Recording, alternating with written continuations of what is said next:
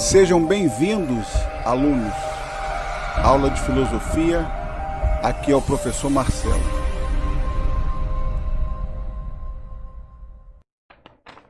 Vamos lá, oitavo ano.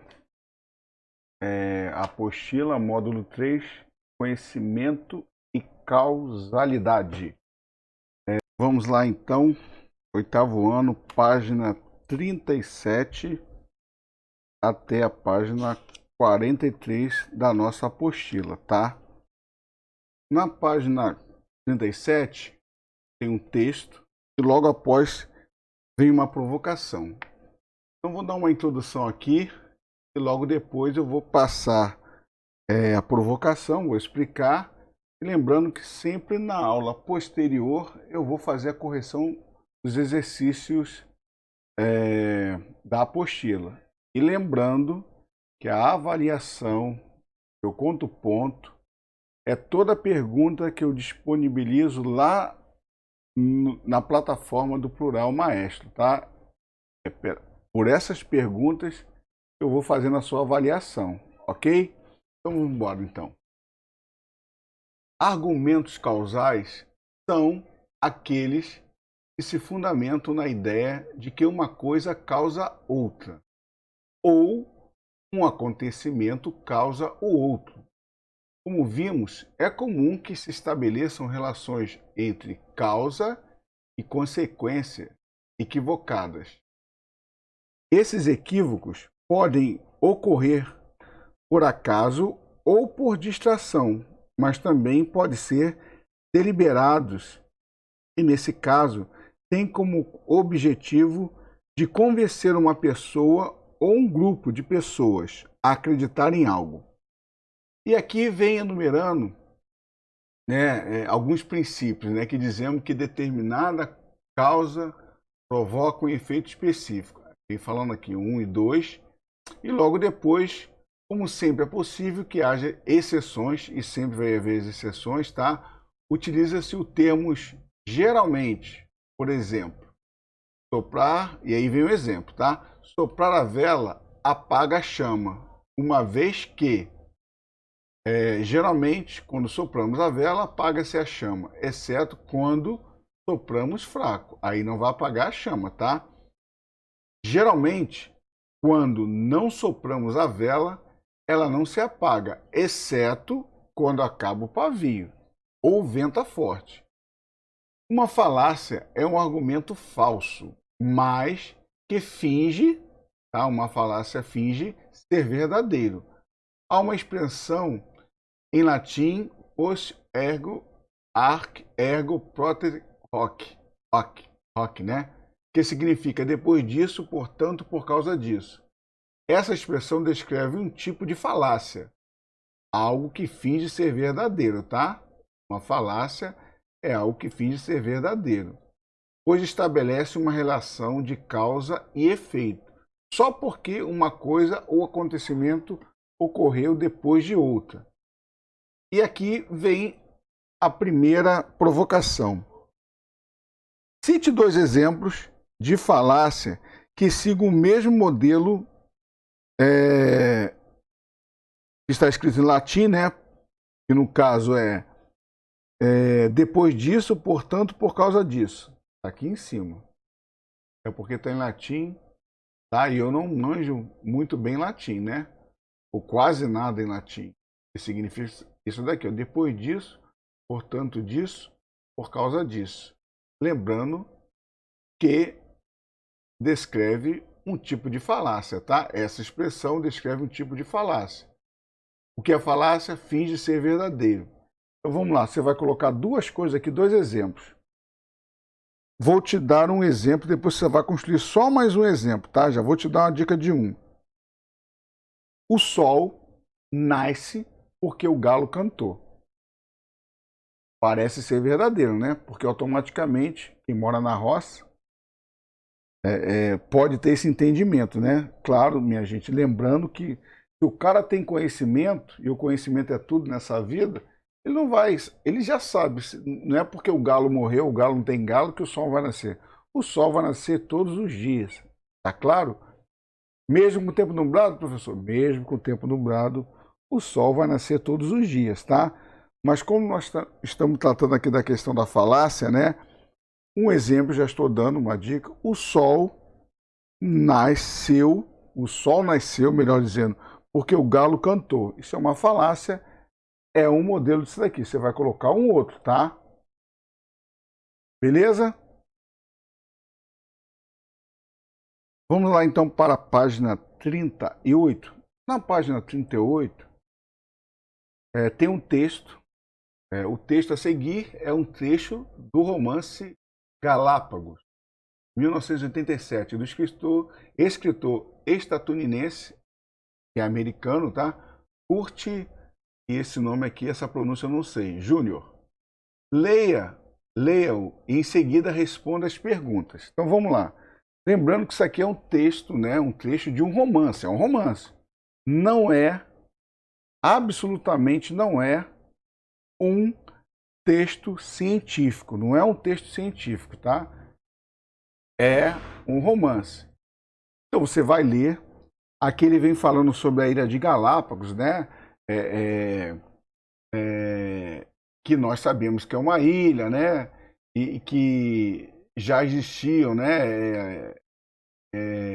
Animais lá, iguanas, ratos, lagarto, aranha, formiga. E aí vem alguns questionamentos dentro dessa questão que não é científica, né? Sobre a existência. Como é que esses animais foram parar lá nesta ilha, né? Como é que eles apareceram por lá? Aí segue também na página 39, você vai dar uma lida para você ter entendimento, até para você responder depois lá na página 40, que vem as perguntas relacionadas ao texto, que está na página 38 e na página 39, tá? Lembrando que isto não é um texto científico, tá? É um romance, ok? Vamos lá então para a página 40. Na página 40 vem as perguntas, as provocações, né? E aqui vem falando aqui, número 1. Quando estaria sendo narrada essa descrição das Ilhas Galápagos? Essa resposta você vai encontrar lá no primeiro parágrafo, lá na página 38. O texto está dizendo assim, né? O título, né? Era assim, pronto, ali logo depois vem o primeiro parágrafo. Você vai encontrar a resposta ali, tá ok? Na número 2, o narrador se refere a 1986 como um passado remoto. Cite somente uma característica dessa época apresentada por ele. E aí você vai encontrar a resposta também dessa primeira característica, né? Lá, deixa eu colocar aqui para você. Você vai encontrar aqui, ó. Lá na página 38, você vai encontrar essa resposta aqui. Até aqui, ó. Você vai encontrar, não vai colocar tudo, tá? Com certeza você vai encontrar essa resposta dentro desse parágrafo aqui todinho, tá? Você vai encontrar a resposta da número 2 aqui. Lá na número 3,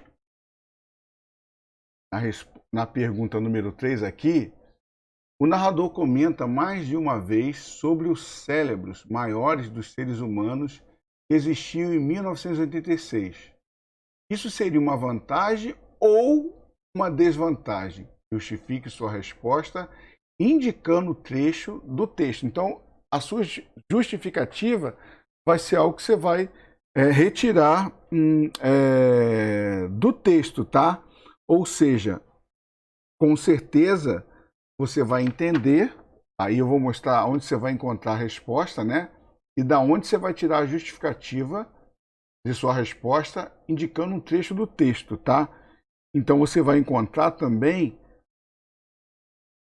aqui, ó, no mesmo local que eu grifei, tá? Tanto a número 2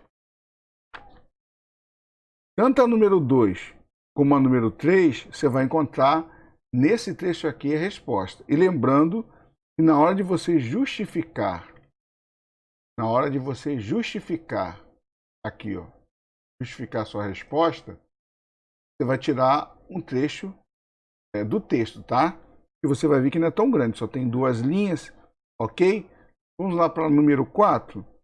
O que significa, segundo o texto, a expressão mirabolantes raciocínio, tá? Entre aspas, tá? Dentro do contexto, lembrando que ali não é um texto científico, vou deixar aqui a 4 em evidência, quem está falando da 4, quando ele fala aqui mirabolantes raciocínio, dentro do contexto do texto, né, que não é um texto científico, é um romance, né, como nós já vimos anteriormente, dá uma ênfase, como é que eu posso colocar para vocês, de algo, como é que se fala assim, eu vou acabar dando a resposta, né, algo irônico, né, eles falam de cérebros, né, cérebros maiores, né, enormes, né, porque a gente já sabe como surgiu tudo aquilo, né? A gente não pode esquecer que antigamente os continentes eram todos juntos, né? Chamada aí geografia Pangeia, não é isso? Mas nós já sabemos isso. Só que o autor, quando coloca ali, ele coloca de uma forma não científica e algumas especulações. Então, quando ele coloca ali mirabolante raciocínio, é porque todo mundo acaba especulando. Então, aí eu vou te dar a resposta, você pode até escrever, né? Quando ele fala mirabolante raciocínio dentro, né? Por isso está aqui, ó. O que significa segundo o texto, não dentro de um argumento científico, mas segundo o texto, a expressão mirabolante raciocínio. Dentro de uma, como é que se diz, de uma questão irônica, né? Mostrando que não é algo real, porque são várias especulações ali que foge todo o conhecimento que nós temos da questão geográfica, né? A gente sabe que antigamente todos os continentes, né? Os continentes eram tudo uma coisa só, que era a Pangeia. Beleza? Essa eu já dei a dica, eu acabei dando a resposta para vocês, mas tudo bem. O que é importante é a gente compreender para poder responder de uma forma coerente. Vamos lá para o número 5? Na número 5 eu também vou te ajudar. Eu vou te ajudar na primeira e na última, tá? Porque aqui são quatro hipóteses citadas sobre a ocupação das Ilhas Galápagos, tá? Quais as hipóteses citadas sobre a ocupação das Ilhas Galápagos por animais? Identifique-as na ordem em que aparece no texto, ou seja, a cola está lá no texto, tá, minha gente? Então, a número 1, vou botar aí, balsas naturais. E aí vai vir a sequência da número 2, a número 1 já te dei a dica, balsas naturais. E aí vem a outra hipótese, né, que está numa sequência, a 2. Vai vir a 3 aqui, que é a mesma, vai seguir uma sequência, tá? E aí vem a número 4, que eu vou te dar também a dica, né? A número 4, foram criados e colocados nas ilhas por Deus. Por que eu estou te dando a dica da primeira e da última? Para você compreender e responder essa daqui, ó, que é a número 6. Qual a diferença entre a quarta explicação e essa daqui? A quarta explicação é: foram criados e colocados nas ilhas por Deus. Está no texto, não estou inventando, tá?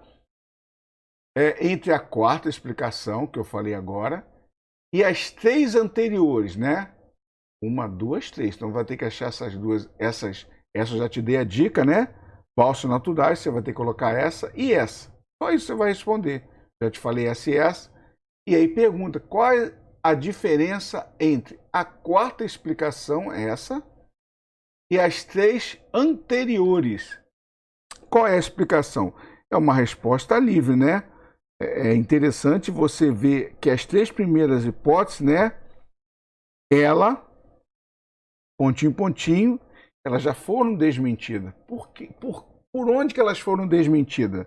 A primeira, a segunda e a terceira hipótese, não é isso? E claro, o argumento, a quarta, né? A quarta, a gente sabe que aí vai a questão de Deus, né? Deus precisa de prova para quem acredita? Então, pelo que eu falei agora, você consegue construir essa resposta aqui. Lembrando, eu vou fazer a correção posteriormente, tá? Faça lápis, porque de repente você vai querer apagar e colocar ou melhorar a sua resposta, tá?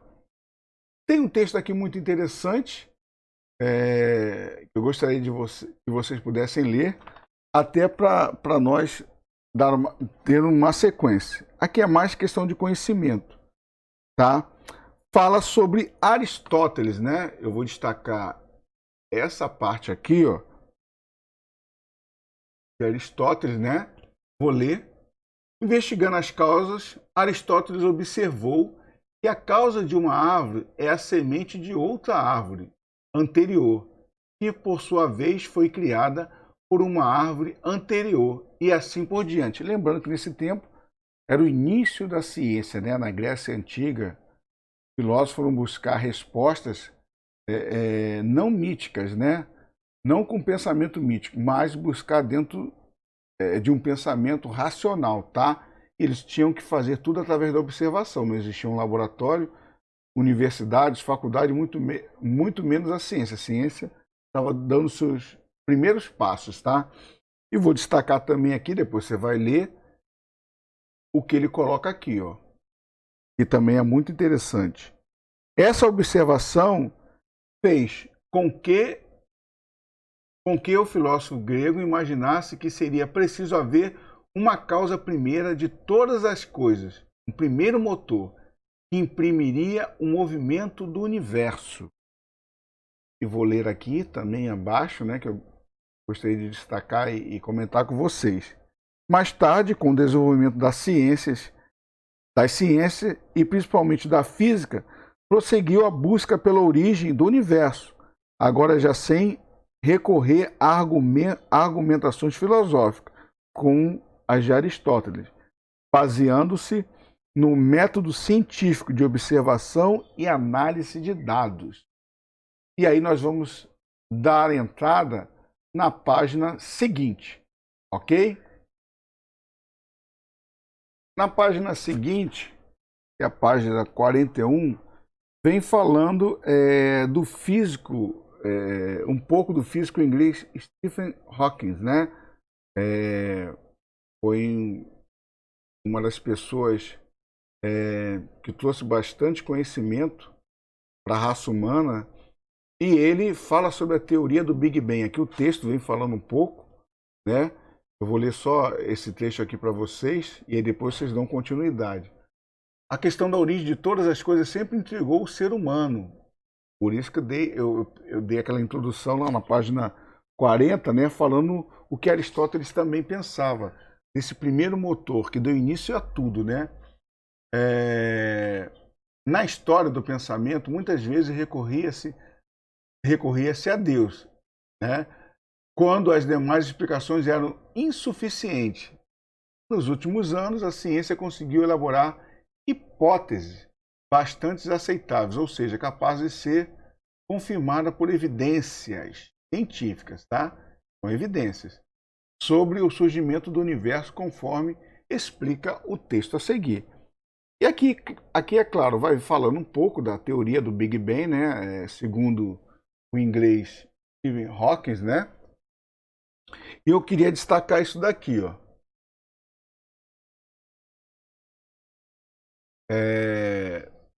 O tempo e espaço, como os conhecemos, né, não existiam antes do Big Bang. Antes do Big Bang não existia nem tempo nem espaço, tá?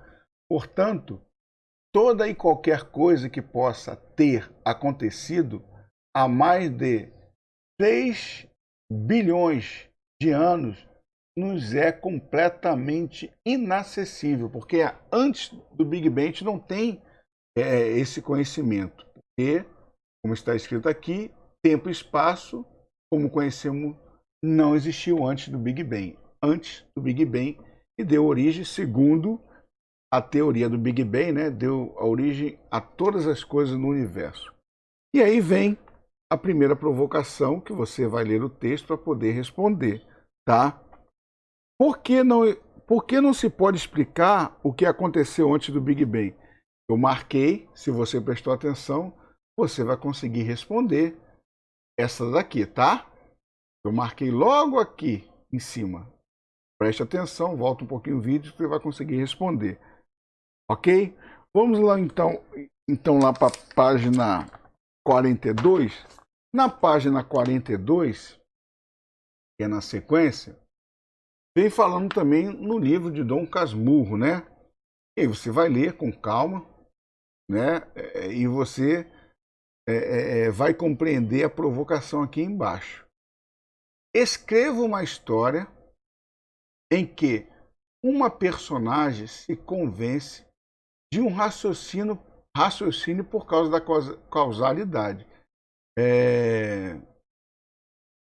Bentinho, ele desconfiou, ele achou que a esposa dele estava traindo ele, porque um grande amigo dele morreu e, ao olhar para sua esposa, ele vê a sua esposa chorar.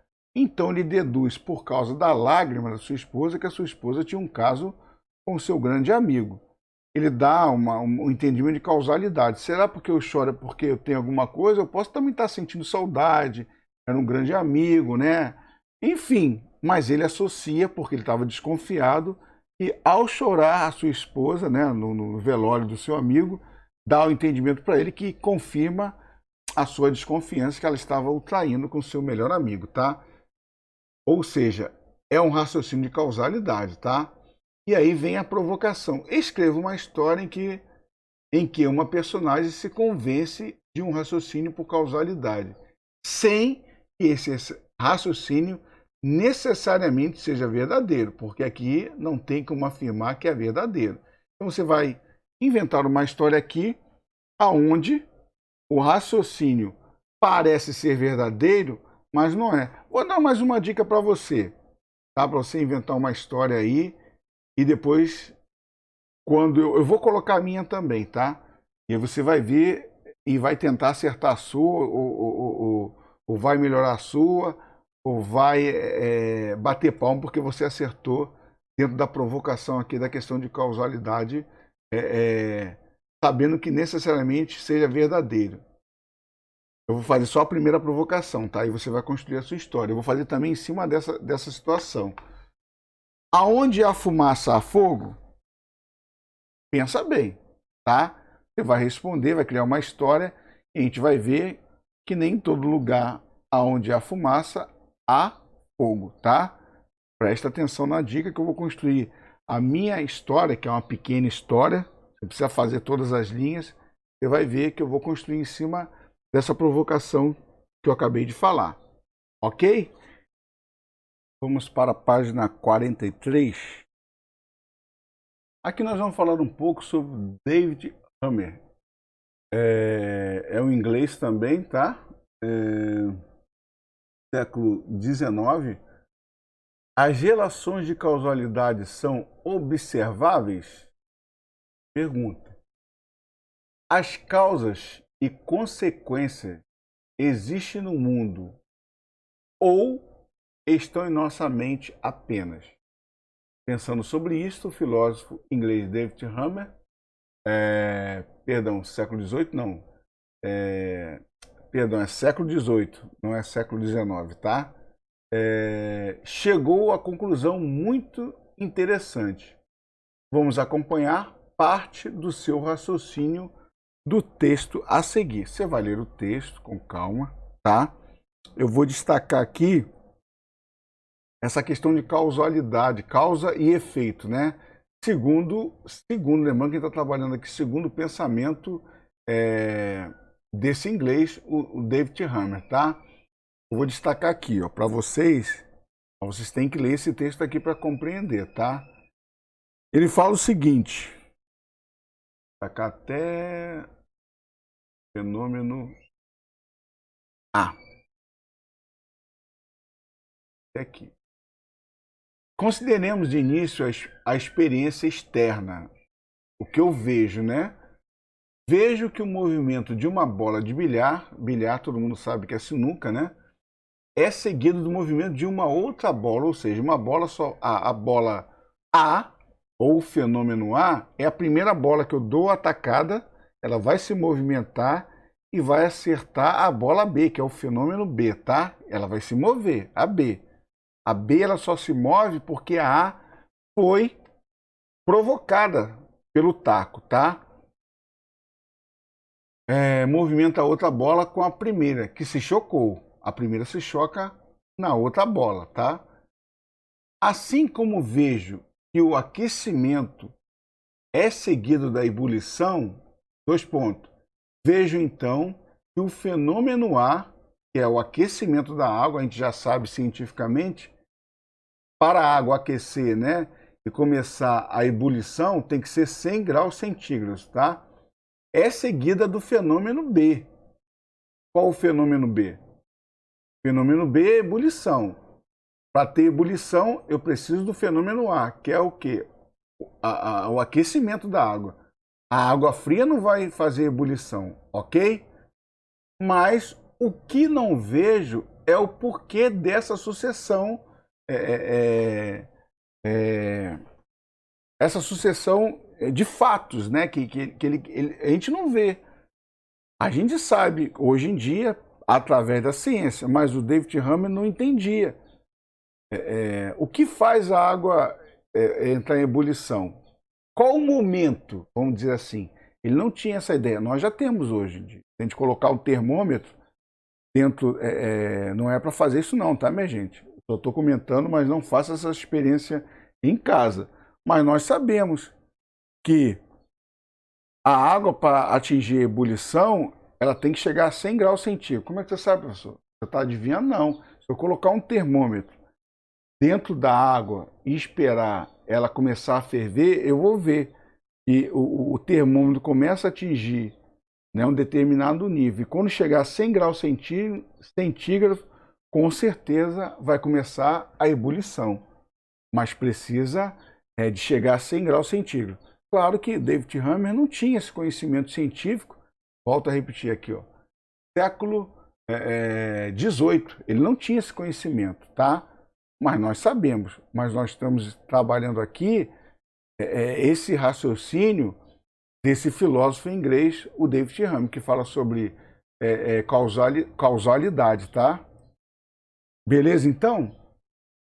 E aí você vai continuar ler o restante, para você ter um entendimento, e eu vou destacar mais outra coisa aqui, que fala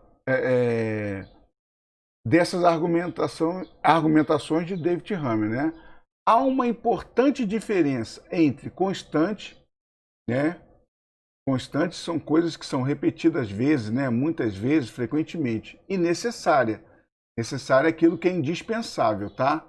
Podemos perceber a ligação entre os dois acontecimentos, mas por mais que ela seja constante ou frequente, né?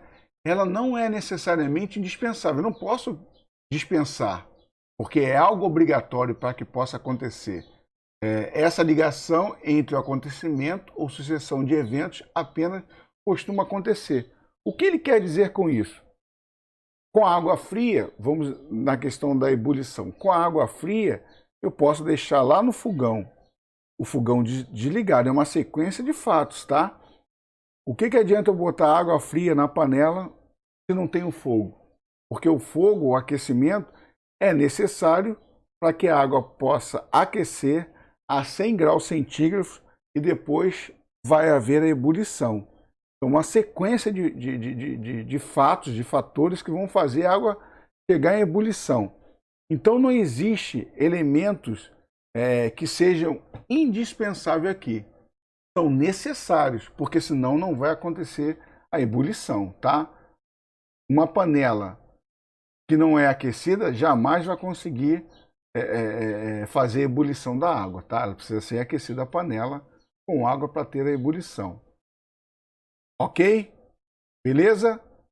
Dá uma lida no texto com calma, que eu procurei resumir um pouco, mas se você ler, você vai conseguir responder com certeza as perguntas abaixo.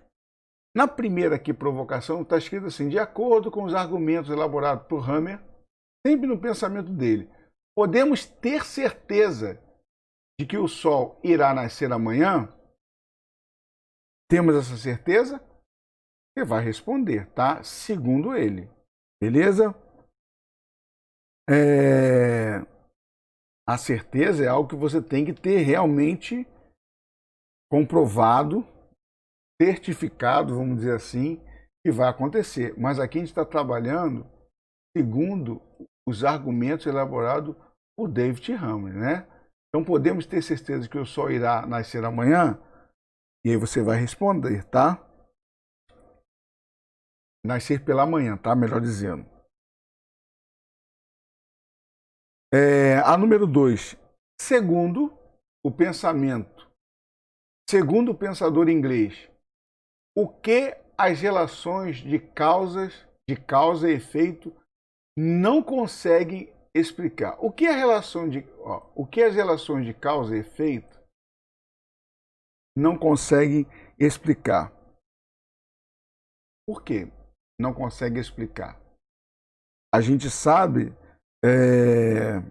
que quando existe a causa e o efeito, é o caso da bola de bilhar, né? Qual é a causa? A primeira bola bate na segunda bola e a segunda bola vai movimentar. Qual foi a causa do efeito da segunda bola movimentar?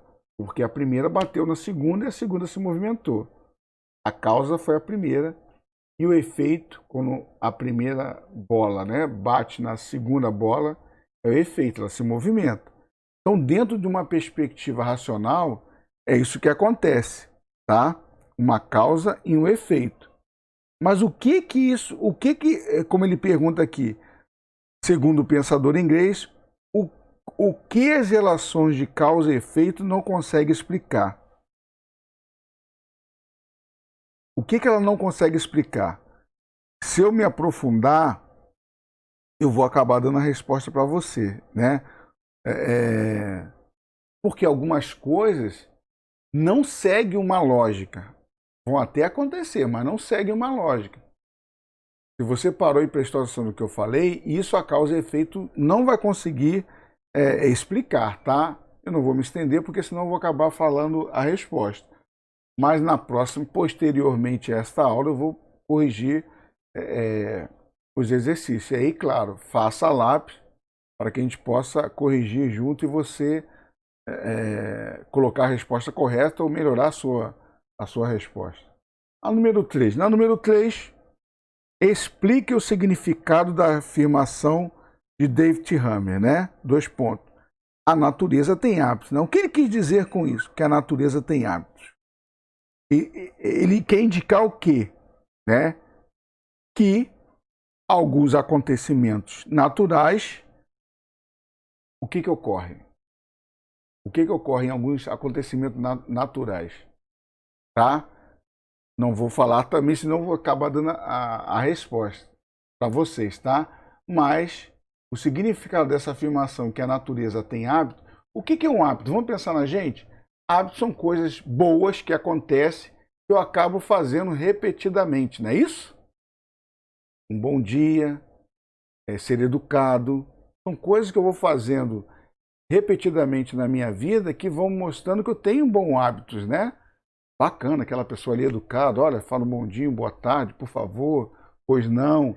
Hábitos são coisas boas, tá? Quando ele fala que a natureza tem hábitos, o que ele quer dizer com isso, né? Que que indica a existência de acontecimentos naturais que, pontinho, pontinho, tá? Anteriormente já dei até a dica do que é esta resposta. Se você prestou atenção em coisas que a gente faz repetidamente que tornam a gente com bons hábitos, ok? Um abraço, Deus abençoe a todos, até a próxima.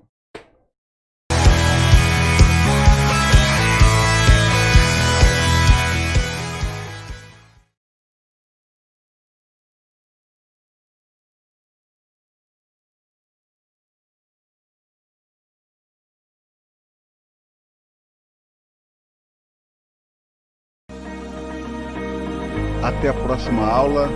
Deus os abençoe. Um abraço.